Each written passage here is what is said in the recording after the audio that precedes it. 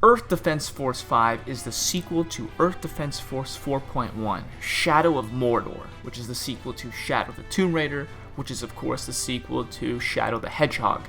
This is a game series made by the Japanese, and you can clearly tell this is a Japanese game because everyone likes to sing, and all the citizens kind of look the same. The hell was that? Who said that? I actually got my first taste defending the Earth with my forces with EDF 2025, which, despite being 2020.9 numbers ahead of 4.1, it actually came out 2 years before it.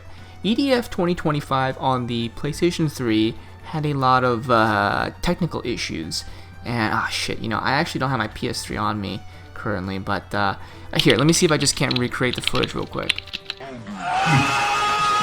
this out.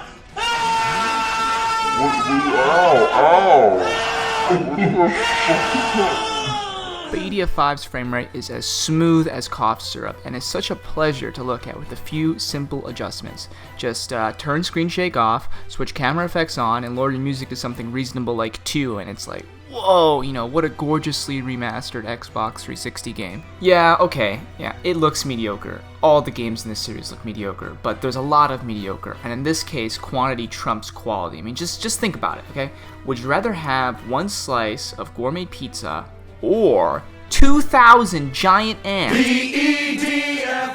Alright, so what's the gameplay? Well, it's pretty simple. You have one objective, and it's to kill things. There's no escort missions, driving sections, or crafting minigames. You just shoot monsters until they're dead.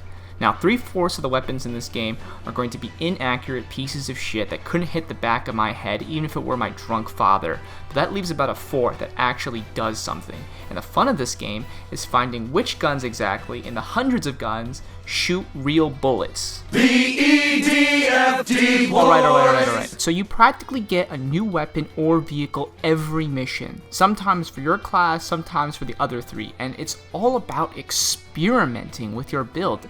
It's kind of like college in a way. EDF 5 just seems to encourage gay sex. Because while in previous EDFs you only gathered armor and weapons for the class you were playing as, in EDF 5 you can get armor and weapons from all classes, though you'll likely get more for the class you're currently on. So there is still incentive to, quote, main a class. Plus, you can upgrade your weapons or vehicles stats by gathering duplicates. There are 4 unique classes in EDF, each with a diverse specialization. There's the Ranger, who has 2 weapons, a vehicle, and is the only class who's figured out how to run. Then there's the Air Raider, a class that focuses on vehicles, support tools, and making red lines on the ground. Then there's the Fencer, who despite looking like the bulkiest of the 4, is somehow also the most mobile, and deals the most damage, and is basically the best at everything.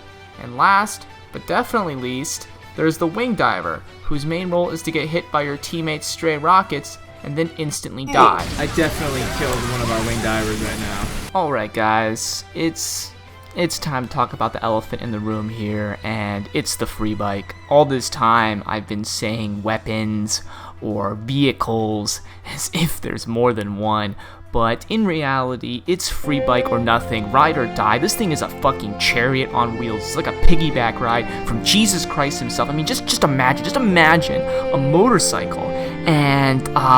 And yeah, if you fall on the ground, that's not the free bike shit handling's fault, it's yours.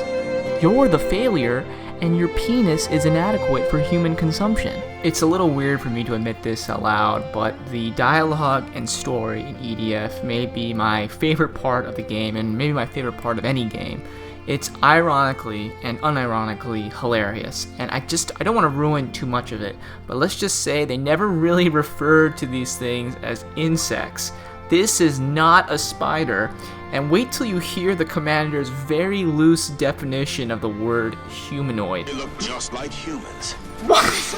If you plan on playing EDF 5 by yourself, I could see how this game can get kind of repetitive, but if you can get a friend or 3 on board, I mean, you're just in for an absolute fuckfest. There's really nothing else quite like it.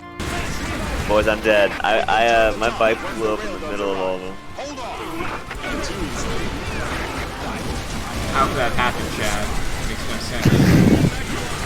I have another one when you're ready for me. Alright, so I'm scoring this game, and it's just, it's a very obvious ED out of F, which, that's a perfect score, really, for what this game is. So if you're a non-green humanoid who likes shooting giant insects, or if you're a 6-foot Puerto Rican man named Geraldo, I think you should really make it a point to help me end slavery and free those bikes in EDF 5. I got him. I took him down.